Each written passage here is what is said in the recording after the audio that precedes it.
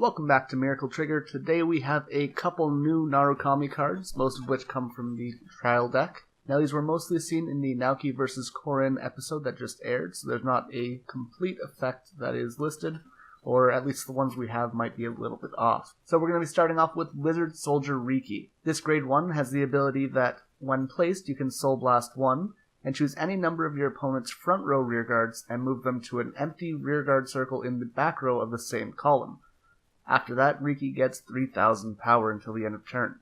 It's a pretty cool card and really synergizes with the abilities of other cards which grow in power based on the number of cards in your opponent's front row. Will it be enough to see play? I'm not entirely sure, but keep in mind it does enable you to sometimes remove 10 to 15, maybe even 20k guard from your opponent's rows just through intercepts. So, I like it, and hopefully we get to use it a little bit in game.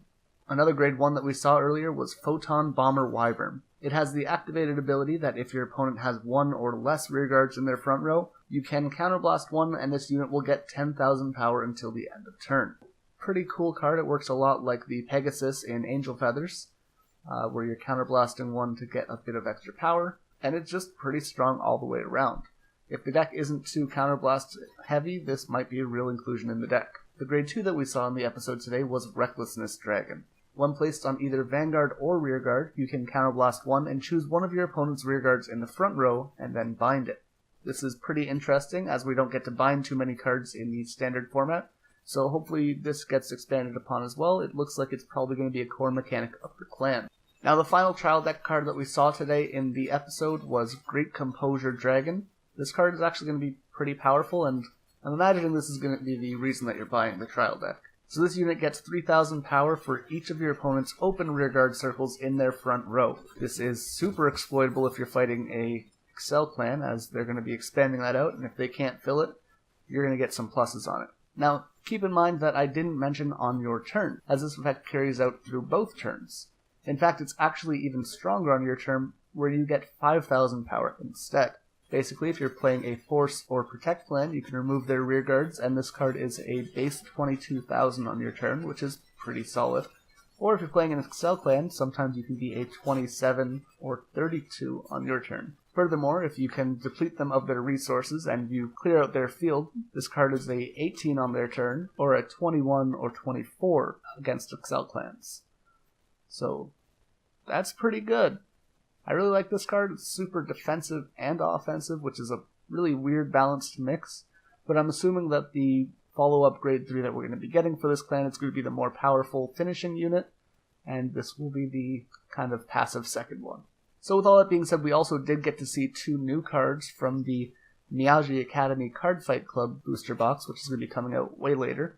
And these are the Rising Phoenix card, which is a grade 1 with the ability that while in drop zone, when an opponent's rearguard is bound during your turn, you can call this card to rearguard. If you do, it gets 3000 power. It's extremely cool design. It's the Rising Phoenix kind of thing where if it dies, it just keeps coming back to life. And basically you're going to have an unlimited amount of rearguards, which is going to be pretty annoying for your opponents. The final card is HAMMERKNUCKLE Dragon, which is a grade 2. It has the activated ability that you can counterblast 2 on either Vanguard or Rearguard. Choose an opponent's rearguard in the front row and bind it.